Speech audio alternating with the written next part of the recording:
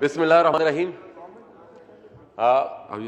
बहुत शुक्रिया जनाब स्पीकर कि हमें भी मौका मिला आखिर में। इसके बाद में आपको देता हूं अमीर के साथ। सबसे पहले तो हम मुबारकबाद पेश करते हैं मोहतरम इमरान खान साहब को। काश वो अभी तक मौजूद होते ताकि हमारी जो मुद्दा है वो भी सुन लेते। मुबारकबाद पेश करते हैं इस उम्मीद के साथ कि जो वादे उन्होंने इस कौम के साथ किए हैं उन वादों को वो पाए तकमील तक पहुंचाएंगे। ये एहतसाब का जो नारा यहां पर लगा, या इसी एहतसाब के नारे की बुनियाद पर जो उनका इंतखाब किया गया, मेरे ख्याल में सारी कौम, पूरी की पूरी कौम उनकी हिमायत करेगी और बिलाशुबा उसका आगाज इस पार्लियामेंट से ही क्यों ना किया जाए। लेकिन यह भी हमारी तवक्को होगी कि एहतसाब का यह अमल सिर्फ फिर इस पार्लियामेंट तक नहीं रुकेगा, जो कि हमारी रिवायत है कि पार्लियामेंट का एहतसाब होता है, लेकिन बाज कुछ ऐसी मुकद्दस गायें हैं जिनको अभी तक टच नहीं किया गया। यही हमारा मुतालबा होगा कि यह एहतसाब का अमल फिर आगे जाकर उन जजेस, उन जर्नलों और उन जर्नलिस्टों तक भी पहुंचेगा जो एक तरीके से या दूसरी तरीके से किसी न किसी शक्ल में, किसी न किसी एम्बेजलमेंट में मुलविस हैं। जनाब स्पीकर, हम मुतालबा करेंगे कि उन लोगों का भी एहतसाब हो जिन्होंने ऑपरेशन ज़रब-ए-अज़ब और ऑपरेशन राह निजात के दौरान वज़ीरिस्तान के घरों और वज़ीरिस्तान के बाजारों को मरमार भी किया और उनको लूटा भी। मेरे ख्याल में उन लोगों का भी एहतसाब होगा जो उस लूट मार में मुलविस हैं। जनाब स्पीकर, मैं मुख्तसर बात करता हूं। मैं शुक्रिया अदा करना चाहूंगा अपने हल्के की आवाम का भी, जिन्होंने तमाम तर रियासती दोंस, धमकियों और हर किस्म हथकंडों के बावजूद और गद्दारी के सर्टिफिकेट्स, गद्दारी के फतवों के बावजूद होश और हिम्मत से काम लिया। खुसूसन अपनी माओ बहनों को जिन्होंने 20-20, 25-25 किलोमीटर दूर जाकर वोट डाले और हमें इस ऐवान तक पहुंचाया। जनाब स्पीकर,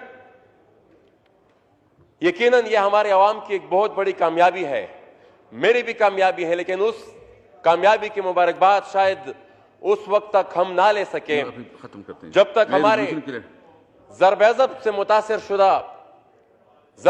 मुतासिर शुदा हमारे भाई, हमारे बहन अभी तक जो IDPs कैंपों में मौजूद हैं, इस मुबारकबाद के मुस्तहिक हम उस वक्त तक नहीं हो सकते जब उनको वापस अपने घरों पर अपना पहुंचा दें। जनाब स्पीकर, उस वक्त तक हम उस मुबारकबाद के मुस्तहिक नहीं हो सकते जब तक अपने मस्मार शुदा और लूटे हुए मकानात का अजाला ना कर सके।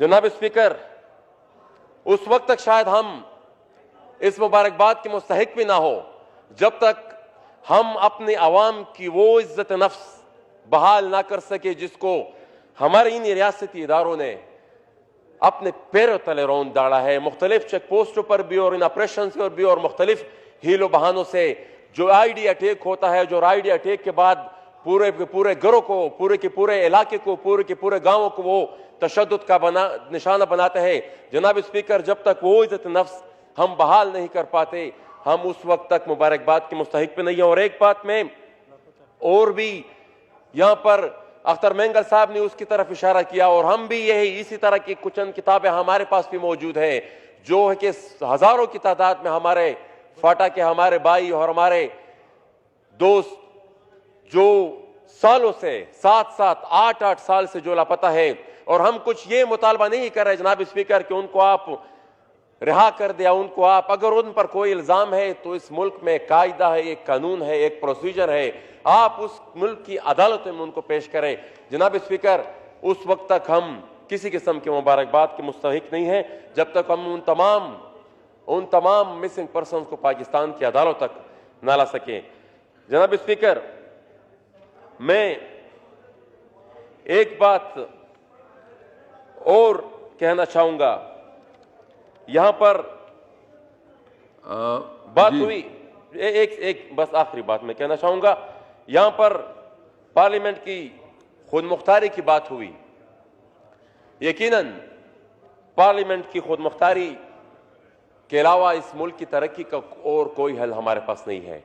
यह मुल्क खुद मुख्तार होगा तभी हम आगे जा सकेंगे। और पॉलिसीज, इस पर बहुत ज्यादा डिबेट हुई, पॉलिसीज इस पार्लियामेंट में ही बननी चाहिए। ये पार्लियामेंट पॉलिसीज डिक्टेट करेगा, ना कि कहीं और से डिक्टेशन आएगी और इस पार्लियामेंट पर मनो अमल होगा। जनरल स्पीकर, एक बात मैं और ऐड करना चाहूंगा कि यहां पर एक अजीब किस्म का कानून है इस मुल्क में। एक बंदा है जो हुकूमत ही की बनी हुई GIT के मुताबिक 444 से भी ज्यादा मारवा अदालत कत्लों में मतलूब है। He is been accused in more than 400 target killings. Rao Anwar जिसका नाम है, और हम देख चुके हैं कि जिस शाहाना तरीके से हम वो मंजर भी देख चुके हैं कि यहां पर 3 दफा का मुंतखब शुदा वज़ीर आज़म एक बख्तर बंद में उसको लाया जाता है। और हमने वो मनाजिर भी देखे जो 400 से ज्यादा टारगेट किलिंग में मुलविस राव अनवर को शाहाना अंदाज से इस अदालत में बगैर किसी हथकड़ी के, बगैर किसी रोक टोक के उसको लाया जाता है। जनाब स्पीकर, अगर एहतसाब होगा तो इन तमाम बातों को मद्देनजर रखा जाएगा।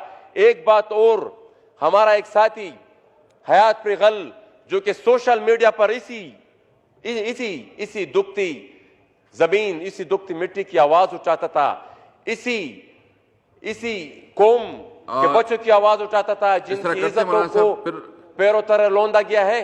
जनाब स्पीकर, उस जुर्म के पादाश में उसको कैद में रखा गया है और अभी तक मुख्तलिफ हीलो बहानों से उसकी जमानत में मुख्तलिफ इस्तेमाल किया जा रहा है। अजीब कानून है जनाब स्पीकर राव अनवर के बारे में। मोहसिन साहब, बहुत शुक्रिया।